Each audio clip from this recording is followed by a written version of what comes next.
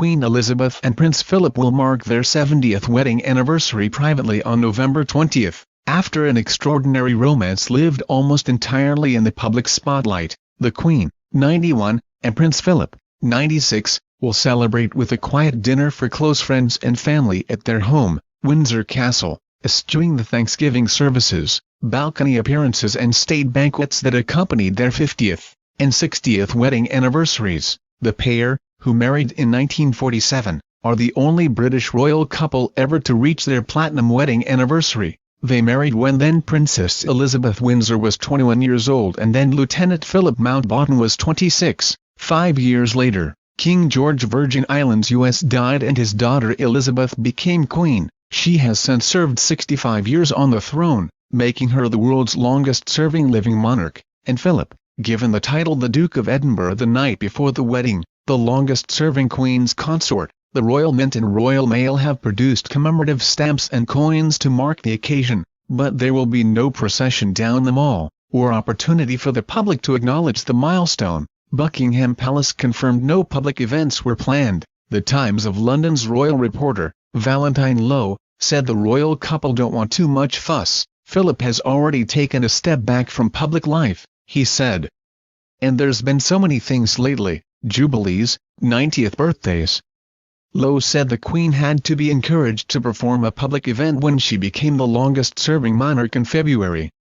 The wedding thing is about them personally, and while she will do things relating to the Commonwealth, she is less likely to do stuff that is for them personally, he said. Queen Elizabeth's former press secretary of more than 10 years, Dickie Arbiter, told News Corporation the wedding anniversary would be a quiet family affair, immediate family, probably a sit-down dinner, very private, he said. By contrast, the royal wedding 70 years ago was a grand affair set against the backdrop of post-World War II rationing, and royal courtiers agonized over how the public would react to a lavish royal celebration. After much hand-wringing, it was decided the heiress to the throne should have a fairy tale wedding, and meticulous plans were made. The Queen's subjects from around the Commonwealth rallied to help out, shipping butter from New Zealand and rum from Barbados. Australian Girl Guides pooled their pocket money to buy the sugar, spices and dried fruits needed for the 4-tiered wedding cake, and later received slice in the mail as a thank you.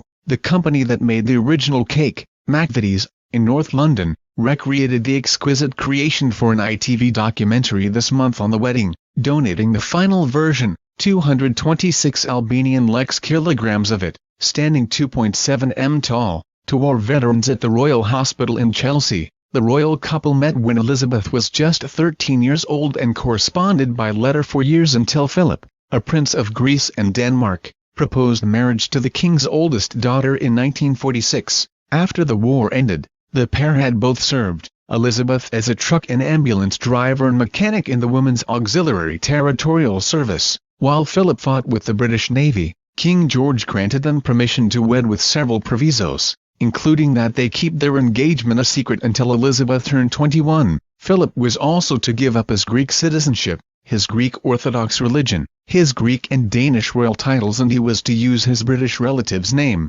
Mountbatten, instead of his father's family name of Schleswig-Holstein-Sonderburg-Glücksburg. Elizabeth turned 21 in April 1947 and the engagement was announced in July, prompting celebrations in a bomb-scarred country which was still rebuilding after the war, and was desperate for a happy distraction. The country pitched in providing ration coupons for the young princess to make her dress. She returned them all, but needed her own coupons to find enough silk for the dress, which was designed under top-secret conditions by Norman Hartnell, who ordered his assistants to sleep next to his creation every night to ensure it came to no harm. There was drama the morning of the wedding when the princess's tiara snapped, but the crown jeweler was on standby and whisked it off to the workroom for repairs. The couple married at 11:30 am in Westminster Abbey in an elaborate celebration attended by several thousand guests including royalty from across Europe. 3 of Philip's 4 sisters, who had married German princes with connections to the Nazi Party,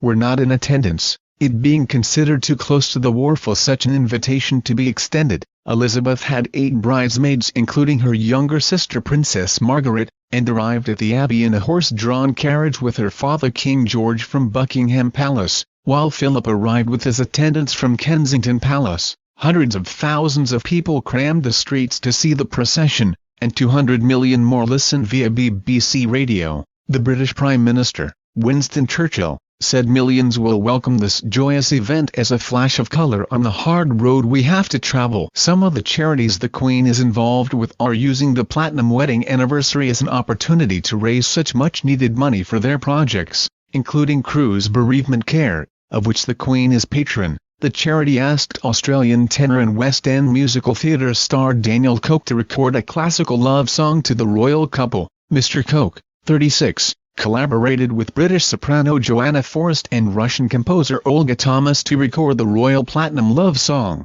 backed by a 72-piece symphony orchestra. I think the royal couple celebrating their 70th year of marriage is such an amazing achievement and entirely deserving of being recognized with such a marvelous song, he told News Corporation. I'm obviously privileged and honored to have recorded the Royal Platinum Love Song, and I'm so happy to support such a wonderful charity. Mr. Coke, who has been performing in London for 15 years including most recently in the lead role of Jean Valjean in Les Miserables, was handpicked by Ms. Thomas for the recording. Ms. Thomas has composed several classical scores for the royal family over the years to commemorate special events, including for the wedding of Prince William and Catherine Middleton, which was also held in Westminster Abbey. The first 3 years of Elizabeth and Philip's married life was spent in Malta while he continued his military career, and Prince Charles was born in 1948, followed by Princess Anne in 1950, but on February 9, 1952, as the pair travelled to Australia to represent the ailing King George at a Commonwealth event, word reached them while they were in Kenya that the monarch had died. They flew quickly back to the UK where the princess became the Queen, and their life changed immediately to one of full-time public service. The young Queen, just 25, took on tutors and advisors and dedicated herself full-time to the role, travelling the Commonwealth, reading her parliamentary papers diligently, and attending thousands of events, speeches and state dinners. Philip, an athletic and proud man now reduced to walking 3 steps behind his wife in the role of consort, chafed under the restrictions, and became known for a series of famous gaffes, such as telling British students that if they stayed in China too long they'd get slitty eyes. Yet the pair maintained a tight bond, never showing any sign in public of any tension. They had 2 more children, Prince Andrew, 1960, and Prince Edward, 1964, and over the decades supported each other through public and private hardships. This included the breakdowns of the marriages of 3 of their children,